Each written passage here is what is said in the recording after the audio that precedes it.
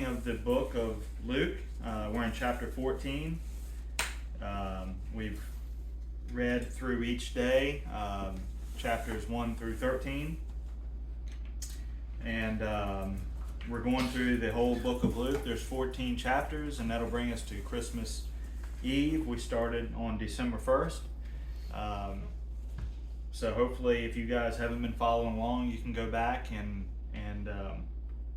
watch and listen to those. We'll be starting in verse 1 of chapter 14, and I have titles through different sections of the verses, so I'll be reading those and updating you on what verse that we're at when doing that. And I'll be reading out of the King James Version Bible. So we'll go ahead and start in chapter 14 and hope you guys can follow along. Jesus heals a man with dropsy.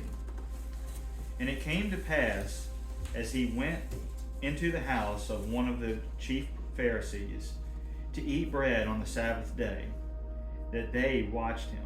And behold, there was a certain man before him which had the dropsy.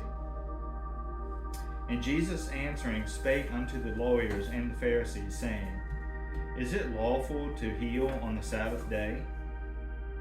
And they held their peace, and he took him, and he healed him, and he let him go, and answered them, saying, Which of you shall have an ass or an ox fallen into a pit, and will not straightway pull him out on the Sabbath day?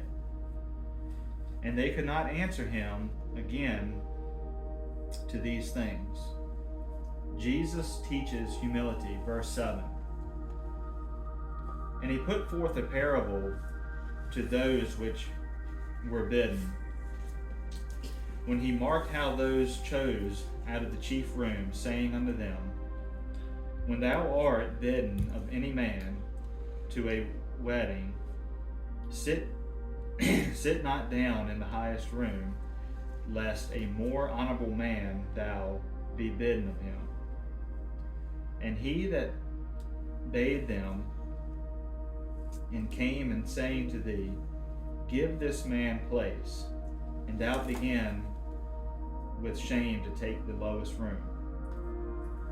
But when thou art bidden, go and sit down in the lowest room, that when he that bade thee cometh, he may say unto thee, Friend, go up hither, then shalt thou have worship in thy presence of them that sit at meat with thee. For whosoever exalteth himself shall be abased, and he that humble himself shall be exalted. Then said he also to him that bade him, When thou makest a dinner or a supper, call not thy friends, nor thy brethren, neither thy kinsmen, nor thy rich neighbors, lest they also bid thee again, and they recompense be made thee. But when thou makest a feast, call the poor, the maimed, the lame, the blind, and thou shalt be blessed, for they cannot recompense thee. For thou shalt be recompensed at the resurrection of the just. The parable of the great supper, verse 15. And when one of them that sat at meat with him heard these things, and said unto him, Blessed is he that shall eat bread in the kingdom of God. Then said he unto them, to him, A certain man made a great supper, and bade many. And he sat his servants at supper time to say to them that were bidden, Come, for all things are now ready.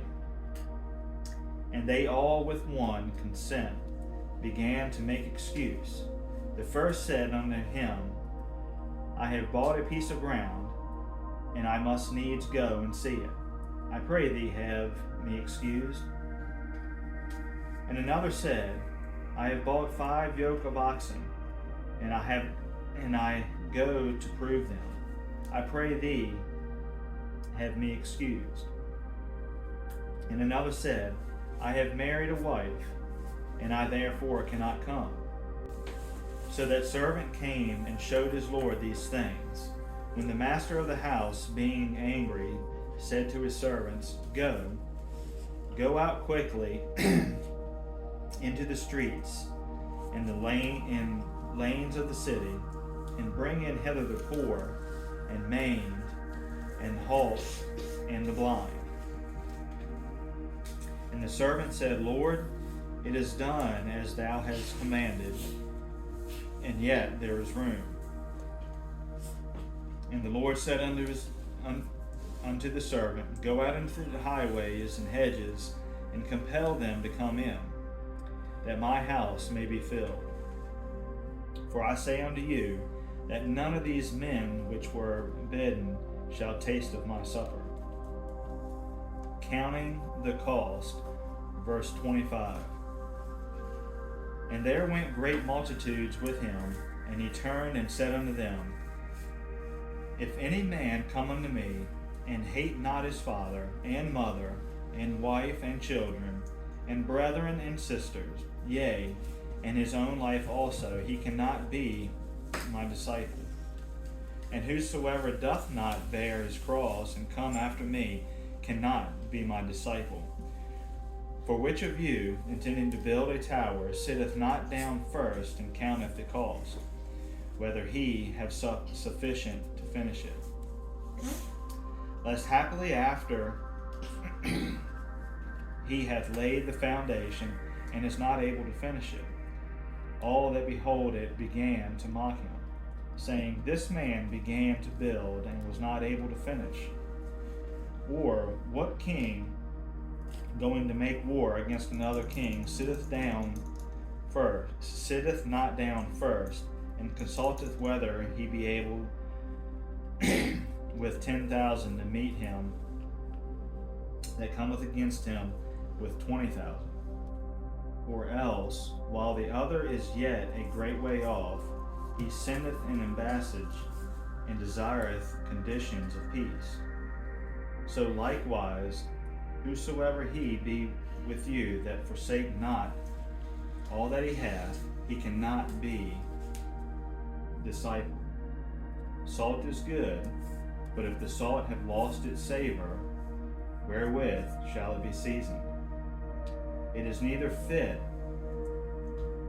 for the land, nor yet for the dunghill.